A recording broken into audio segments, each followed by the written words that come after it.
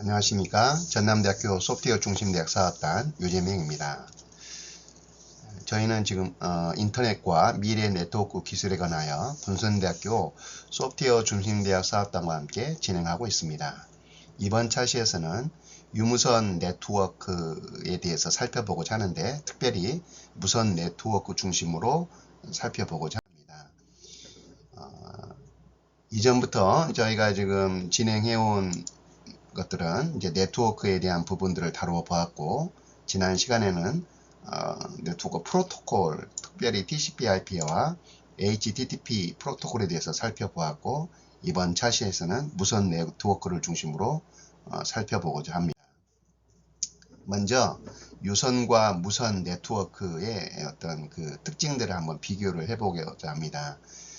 유선의 경우는 주로 이제 광축 케이블 또는 UTP 케이블, 광 케이블을 이렇게 실제 그 물리적인 매체를 통해서 진행을 하는데 반해, 무선 네트워크 같은 경우는 전파를 통해서 진행을 하게 되죠.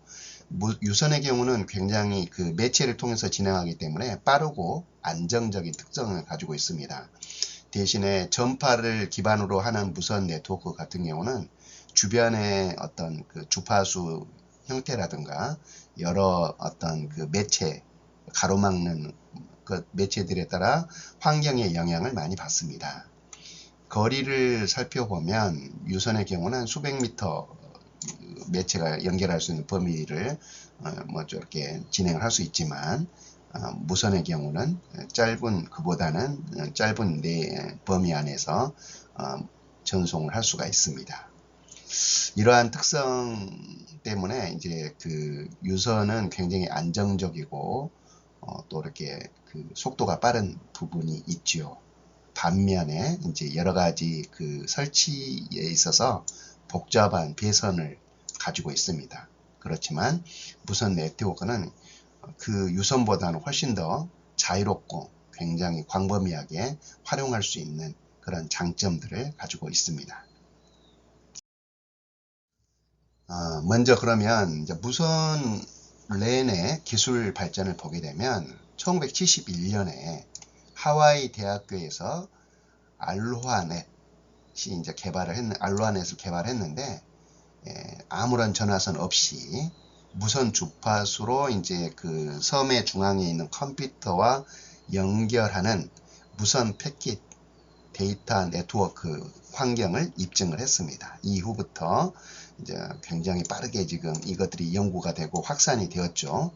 그래서 페럿인 이제 그 단일 코드로 분산, 확산 무선 주파수 응용을 발표를 하고, 이제 1985년에 이 부분이 ISM 주파수 대역을 선언하게 되죠. 이 ISM 주파수 대역이라는 것은 이제 뭐 그 가정이라든가 어떤 특정한 구역 내에서의 어떤 이제 그 무선 주파수 대역에 대한 부분을 이야기를 하고 있습니다.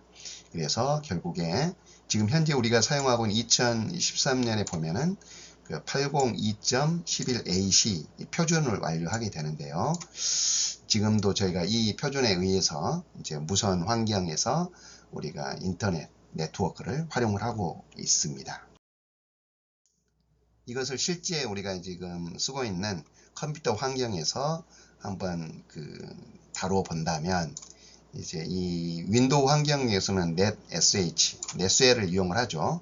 그래서 와이어랜, 이제 그 와이어리스 랜, 무선 랜을 인터페이스 장치를 보여달라 그러면 위와 같이 이렇게 장치가 현재 사용되고 있는 장치들을 이렇게 보여주고 있습니다.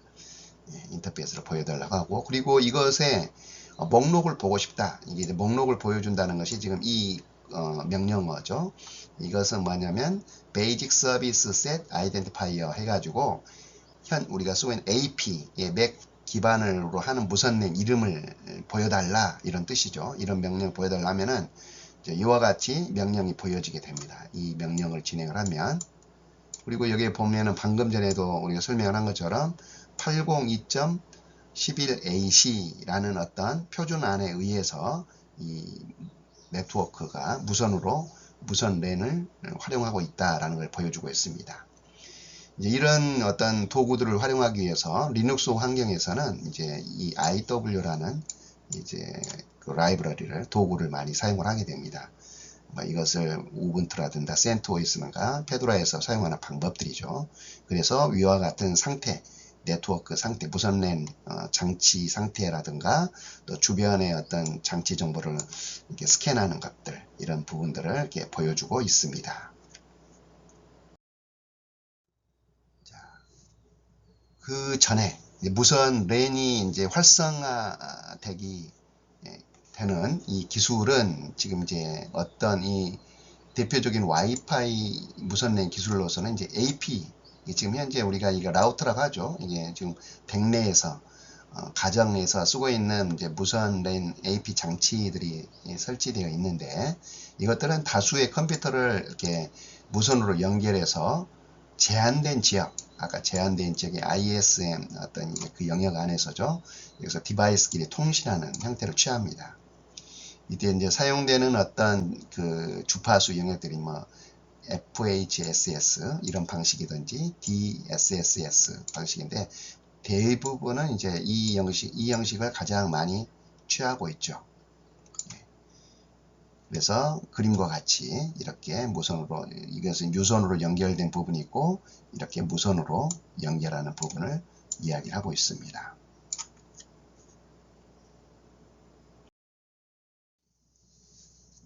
이제 이렇게 와이파이 그 무선 랜 기술이 이제 나오게 된 그 이전 기술을 한번 살펴보면, 주로 이제 그 와이브로를 썼었죠. 우리 한국에서 독자적으로 개발한 휴대 인터넷 표준인데, 이게 한 2018년 정도에 종료가 되었네요. 그래서 노트북 또는 PDA, 그 이동의 그 태블릿 이전의 어떤 장치를 말하죠. PDA가 여기에서 고속으로 인터넷을 접속하는 것을 제공을 해줬어요. 상당히 와이브로가 아주 뛰어난 기술로 인정을 받았지만, 이제 이게 이후에 이제 와이파이 기술이 나오면서 이제 이것이 종료가 되었던 것 같습니다. 미국이나 뭐 일본, 러시아에서는 와이맥스 기술들이 그 이전엔 활용이 되었었습니다. 그러면 이제 그리고 이제 거기에서 좀 더 이제 우리가 쓰고 있는 범용 와이파이 기술과 좀 다르게 와이어리스 퍼스널 에어리어 네트워크라는 와이팬 기술을 한번 살펴보면, 이것은 블루투스에가 이제 많이 적용이 되고 있죠. 이것의 표준은 802.15.1 와이팬 기술을 가지고 있고요. 이제 이 주파수 대역에서 쓰는데 주로 저전력을 사용을 하죠. 블루투스, 현재도 쓰고 있는데 블루투스 이어폰 또는 스피커, 블루투스 스피커, 또 스마트워치, 피트니스 밴드 이런 거에서는 이 블루투스 이제 통신을 이용을 해가지고 많이 접근하고 있고, 현재 또 뭐 무선 키보드, 지금 현재 저도 쓰고 있는데 무선 키보드, 마우스 이런 것들을 쓴다든지 이렇게, 또는 차량에서 쓰는 오디오에는 이 블루투스 기술이 적용이 되고 있습니다. 직비는 주로 이제 직비도 역시 마찬가지로 무선 환경이기 때문에 저전력을 활용을 해야 되고, 이제 좀 이런 범위가 주로 이제 직비 같은 경우는 스마트 홈 자동화에 많이 쓰이고 있습니다. 또 산업체에서도 이 직비를 이용을 해가지고 공장 자동화 같은데 활용이 되고 있죠. 또 헬스케어 영역에서도 활용이 되고 있고요. 도어 센서에서도 많이 사용이 되고 있습니다. 무선 랜의 구성 형태는 두 가지가 있어요. 하나는 하부 구조 형태, 인프라 스트럭처 모드라고 하는데, 하부 구조 형태로 되기도 하고 에드혹 방식이 있다는 겁니다. 하드웨어 같은 경우는 이제 우리가 지금 쓰고 있는 다수의 어떤 클라이언트와 AP로 연결된 그런 구조를 가지고 있죠. 지금 현재 우리가 쓰고 있는 가정에서 쓰고 있는 와이파이 공유기, 또는 뭐 사무실 또는 기업 내에서 쓰고 있는 그런 형태에서도 이 하부 구조 무선 랜 방식을 활용을 하고 있습니다. 에드옥 같은 경우는 이제 그 AP가 없을 때 주로 이제 이게 쓰이게 되겠죠. AP가 없을 때 쓰이게 되고, 또 1대1로 점대점 1대1로 직접 연결할 때 쓰이게 됩니다. 에드웍은 좀 더 한번 더 1대1 장치가 없을 때 우리가 이제 어디 가보면 이제 AP가 있으면은 공유해서 여러 다수의 사용자들이 함께 무선 랜을 활용을 하게 되는데, 이제 한 컴퓨터는 되는데 다른 컴퓨터가 안 되는 경우, 노트북이 안 되는 경우, 그럴 때 이제 이 에드웍 방식을 쓰면은 참 좋은 어떤 것들을 활용할 수가 있어요. 그러니까 친구와 같이 가다가 친구는 이제 뭐라고 합니까? 인터넷이 되는데 이제 안 되었을 경우, 이때 쓰는 방법이 이제 이렇게 에드웍 방식인데, 이와 같은 방법을 하기 위해서 제가 이렇게 절차를 한번 정의를 해봤습니다. 먼저 인터넷이 되는 이제 랜선, 유선으로 연결되어 있는 환경에 되어 있는 노트북의 경우라고 한다면, 이 노트북에 이제 무선 랜이 더 추가적으로 있을 때, 유선으로는 연결되어 있고 무선 랜이 존재하고 있을 때, 자, 이와 같이 이제 환경을 구성을 합니다. 이때는 이제 관리자 권한으로 실행을 해야 돼요. 그리고 이름을 주고, 그 다음에 SSID를 등록을 하고, 그 다음에 키를 하나 줍니다. 그리고 스타트를 하게 되면 이제 이게 AP의 역할을 하게 되는 거죠. AP 역할을 하게 되고, 이때 다른 노트북에서 이 SSID를 찾아서, 와이파이 SSID를 찾아서 비밀번호를 입력하고 연결이 됩니다. 그러면 자, A라는 이제 노트북은 인터넷이 연결된 거고, 이제 그 B라는 것은 에드웍으로 연결된 상태에서 두 컴퓨터는 이제 이 A는 AP 라우터 역할로서 이 B에게도 인터넷이 연결될 수 있도록 이제 그런 기능을 활용할 수가 있습니다. 그래서 한번 실제 이제 그것이 어떤 상태인지 한번 보여주면 B가 연결되어 있다고 이제 그것이 나타나게 되겠죠. 연결이 끝나고 나면 종료를 하면 됩니다. 이와 같은 방식으로 에드웍 방식은 활용할 수 있을 것 같습니다.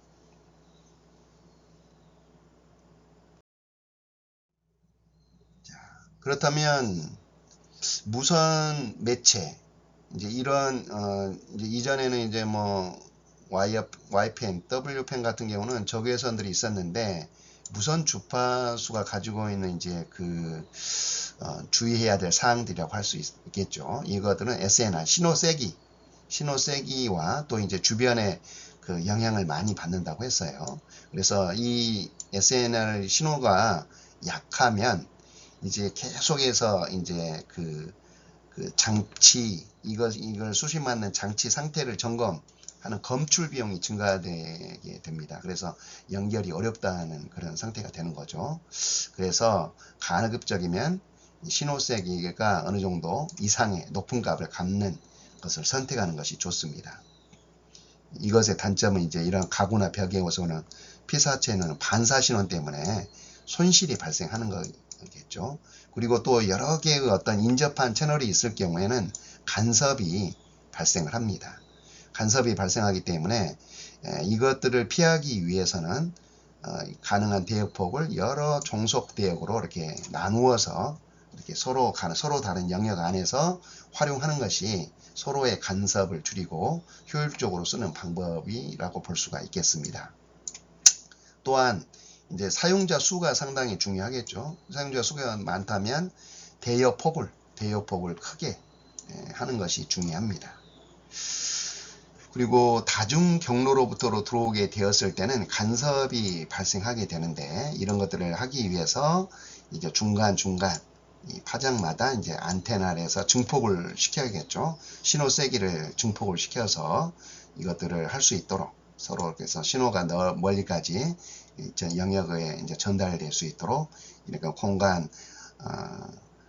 다이버시티를 공간을 활용을 해야 됩니다. 이런 부분들을 통해서 우리가 무선 환경의 네트워크를 구성하는데 주의해서 진행을 해야 될 것 같습니다.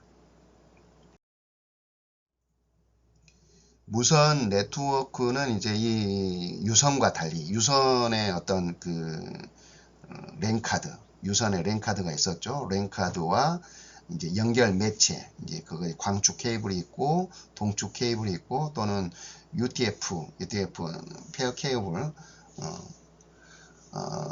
UTP 케이블이라고 하죠. UTP 케이블이 연결되어 있는 그런 상태라고 한다면 이제 그건 무선 장치, 그런 물리적인 장치가 필요했는데, 여기서도 마찬가지로 나머지 위의 단계는 동일한 어떤 TCP/IP 형태를 취하게 됩니다. 그런데 여기 이제 무선의 경우도 역시 마찬가지로 물리계층이라는 부분이 이제 이 주파수, 시그널을 발생하는 이런 중요한 부분의 영역을 가지고 있겠죠. 그럼 이것들을 가지고 있을 때 어떤 주파수를 발생시키신가 해서 총 5개의 표준 기술을 제시하고 있습니다.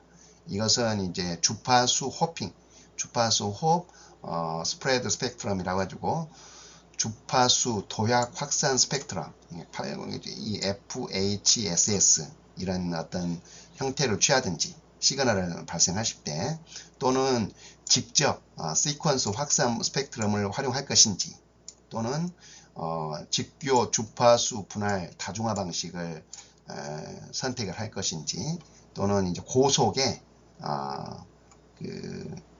직접 시퀀스 확산 스펙트럼을 사용할 건지, 또는 이제 이것이 지금 오소고날은 5GHz가 있고 2.4GHz가 있어요. 이렇게 해서 이 주파수, 무선 주파수는 총 한 5가지 표준을 가지고 있습니다. 그리고 이 표준에 맞춰서 이 시그널을 발생시키는 이제 여러 가지 이제 물리적인 계층에서의 접근 제어, 단편화, 암호화, 로밍 이런 것들을 수행을 하게 되겠죠. 이때 사용되는 방식, 무선 랜의 경우는 CSMA, CA 방식, 이제 충돌 회피 영역을 이용을 해가지고 무선 기술을 이제 표준화해 나왔습니다. 자, 그렇다면 이 어떤 충돌 회피 CSMA, CA가 어떻게 동작하는지를 한번 간단하게 살펴보면은, 이 B가 기주기로 했을 때, 이 A라는 단말기가 B에게 요청을 합니다. 요청을 하는 것은 지금 여기에서 표현하고 있는데요. 자, 여기에서 RTS, 이제 내가 뭔가를 사용하겠다, 이렇게 연결을 요청을 하면, 이제 이 기지국에서는 CTS, Clear to Send 해가지고, 오케이, 사용하도록 승인을 합니다.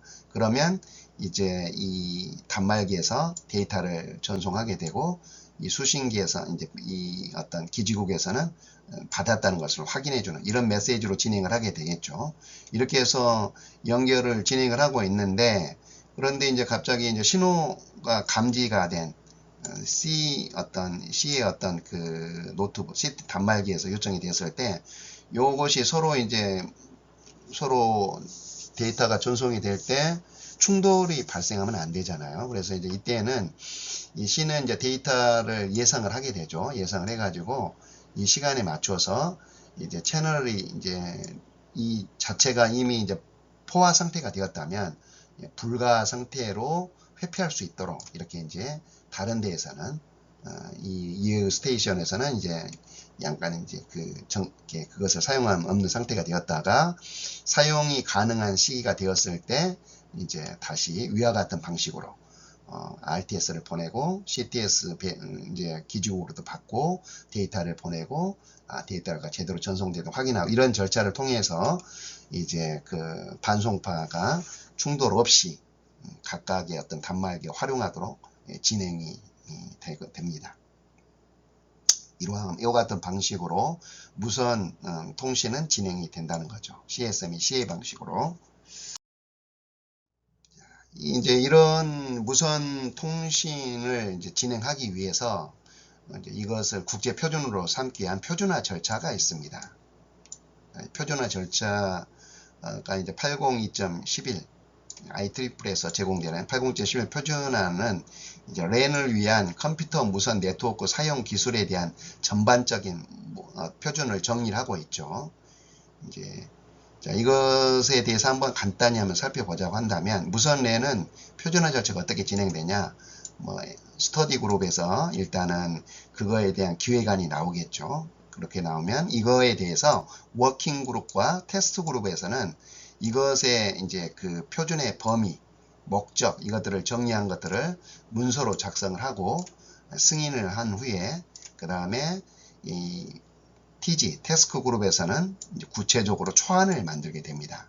그러면 이와 같이 된 것을 이제 워크그룹에서는 전자투표를 하게 되고, 그래서 그것을 표준 초안으로 인정을 하게 되고요. 워킹그룹에서 인정된 이 표준안을 가지고 표준화위원회에서 승인이 이루어지면 이제 정상적으로 표준화가로서의 어떤 이제 그 권한을 가지고 진행하게 됩니다. 이와 같이 되었을 때 전 세계에서 이제 이 사업자들, 이 무선 사업자들이 이 표준안에 맞춰서 장치를 만들게 되고 이제 무선 통신이 이제 일반화가 된다는 거죠.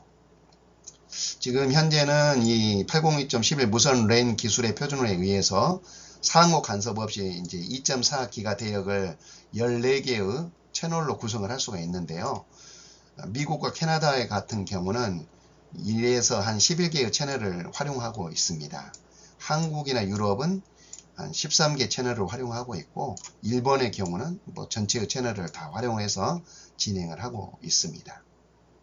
채널을 가지고 신호 세기, 이전에 말했던 것처럼 이제 그 각각에 맞게 이제 대역을 선택을 해서 우리가 이제 여러 가지 무선 환경을 만드는 작업들을 진행을 하게 되는 거죠. 자, 표준안에는 그 외에도 표준안에는 굉장히 많은 표준안들이 있어요. 쭉 살펴보시면 자, 여기 순서대로 아마 되어 있네요. 11, 802.11이 무선 네트워크에 대한 부분인데 최초의 무선 랜에 대한 표준을 정의를 했었고, 이제 주파수 이렇게 증폭하는 스프레드 스펙트럼 또는 이제 다이렉트 시퀀스를 이용하는 방식들이 처음에는 이게 표준으로 잡혀 있었는데 802.11에서는 이제 DSS로 이제 정의가 되었네요. 그러다가 802.11a에 와서 1999년도에 5GHz에 대해서 OFDM 이제 직교 주파수 다중화 방식으로 진행이 되었습니다. OFDM 방식으로 정의가 되었다고 합니다. 그 다음에 그 2003년에 2.4GHz에 대해서도 역시 도입을 한 것을 확인하게 됩니다. 현재 지금 쓰고 있는 2013년 우리가 많이 쓰고 있는 게 지금 802.11ac 이 영역인데 이제 미모 형태의 어떤 그 최대 스펙트럼을 가진 이런 형태로 제공이 되었고, 지금 이제 계속해서 발전을 하고 있어요. 그래서 이제 그 어떤 이제 초안이 2019년에는 와이파이 6가 나왔고, 그 다음에 24년도에는 지금 와이파이 7도 이제 예정이라고 합니다. 이것들이 이와 같이 무선의 어떤 그 표준안, 무선 랜의 어떤 무선 주파수에 대한 표준안들이 계속해서 보완되고 발전하고 있는 것을 확인할 수가 있습니다. 자, 그렇다면 이런 무선을 어떻게 활용을 하느냐 이것들을 한번 살펴보겠습니다. 주로 이제 가장 많이 쓰는 것은 스마트폰이나 노트북, 태블릿에서 무선 랜을 통해 가지고 인터넷에서 접속하는 것이 가장 일반적이고 가장 그 많이 사용되는 방법 중에 하나죠. 802.11ac 기반으로 진행이 되고 있고요.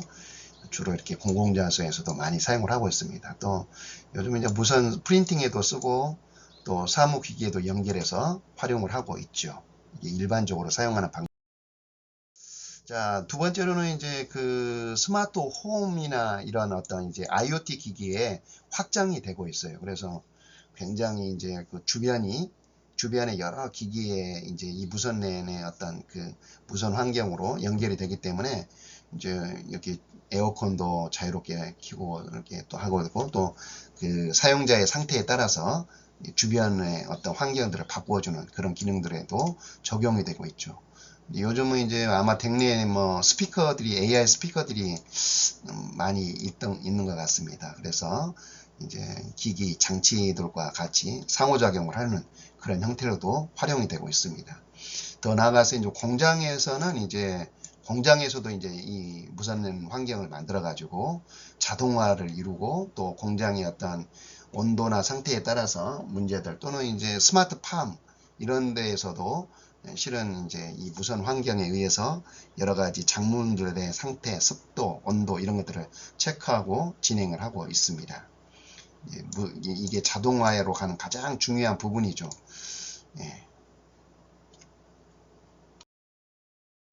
그리고 이제 감시 쪽에 무선 IP 카메라를 두어 가지고 우리가 이제 멀리 어떤 그 여행을 가거나 그랬을 때 보안 감시 시스템을 도입을 하는 그런 경우에도 이런 무선 환경을 구성하는 것을 볼 수가 있습니다. 카메라를 통해서 스트리밍, 그래서 계속해서 원격지에서도 집안의 어떤 상태라든가 상황들을 체크하고 또 원격지에서 이제 이제 필요한 조치를 취할 수 있는 그런 것들을 진행을 하고 있죠.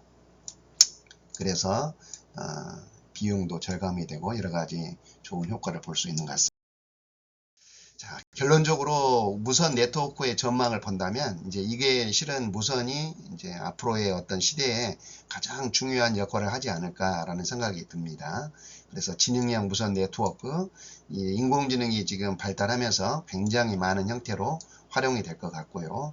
초연결 사이를 구현하는데 필수 요소로 작용을 하고 있고, 지금은 이제 그 여러 장치 또 IoT 형태에서 훨씬 더 포괄적으로 사용하기가 되기도 하고, 또 이제 우리가 우주로 이제 나아가게 되었을 때 이제 또는 드론 위성이라든가 드론을 통해서 여러 가지 어떤 전 지구적으로 커버리지를 확대하는 그런 쪽으로 무선 네트워크의 미래가 발전을 할 것으로 생각이 됩니다. 여기까지 해서 무선 네트워크에 대해서 마무리를 하겠습니다. 수고하셨습니다.